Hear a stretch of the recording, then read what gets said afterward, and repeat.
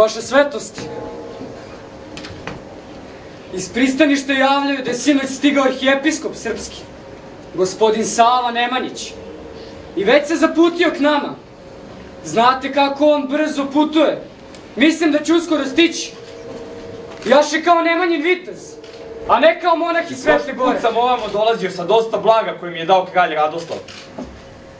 On je shvatio da u svetoj zemlji treba ostaviti blaga koje imamo, a pomoliti se za večna i nepropadljiva blaga na nebu. I čekali su da vas napadnu na otvorenom moru. Njihova lađa bila je brža.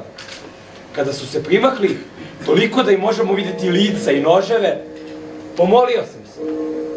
Bog, veliki u milosti i dobroti, znao je da blago nosim za kupovinu crkvenih stvari i svetinja, za darivanje manastira i ništi, pa lađe na moru obavi golemom maglom. Sakri nas od razbojnika i brod upravi prema Brindiziju.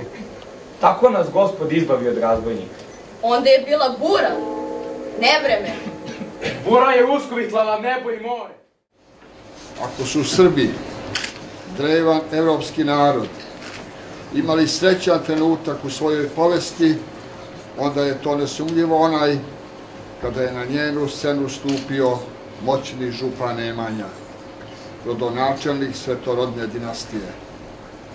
U razgranatoj i zlatno izvezenoj lozi Nemanjića, na fresci u Dečanima, on je njen koren i njeno ishodište. Na početku srpskog srednjeg veka stoje otac i sin, prvi sa mačem i vladarskim žezlom, drugi sa krstom i knjigom.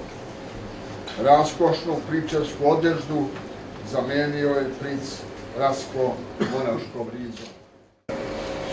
Cilj ove monografije, odnosno jedan od ciljeva, zapravo jeste taj da pokaže da je put kroz svetu zemlju put časti. I zato se oni koji kroz svetu zemlju hode zovu hodočasnicima, a ne turistima. Ova publikacija će zasigurno pomoći da što manje bude turista, a što više hodočasnika. Razmišljam o starim merdevinama. Ostaju da stoje naslonjene na zidu crkve.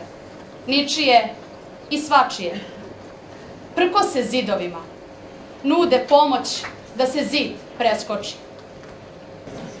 Pada noć. Upozorenje pre aerodroma. Oni su ozbiljni, nose puške. Prilazi devojka.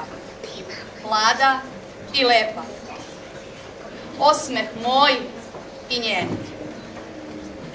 Slava dobrom Bogu, sada i uvek i u vekove vekova. Amin. Posebno moram iskazati svoje duhovno zadovoljstvo prisustvom ovako visokih zvanica, pre svega njegove svetosti.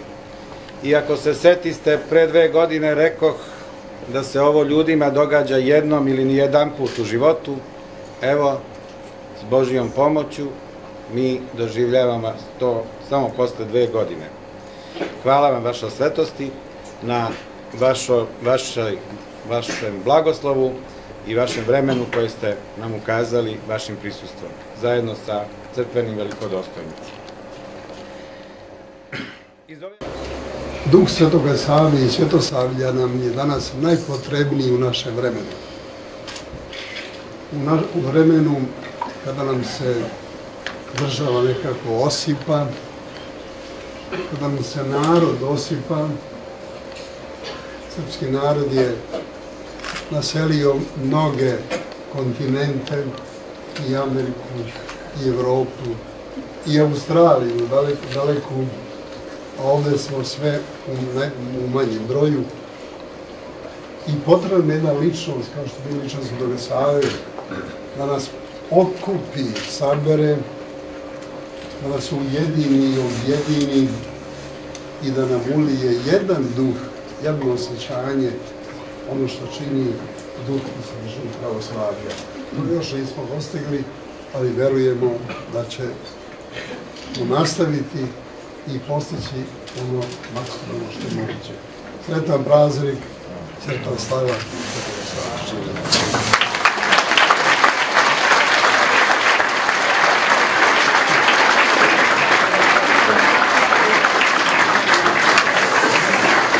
Protopci blagoslovite i da našem književniku, gospodinu Slobodanu Raketiću, uručimo prigodno priznanje u ime kolektiva za istrajavanje na zajedničkom putu Svetosavlja. Hvala vam puno.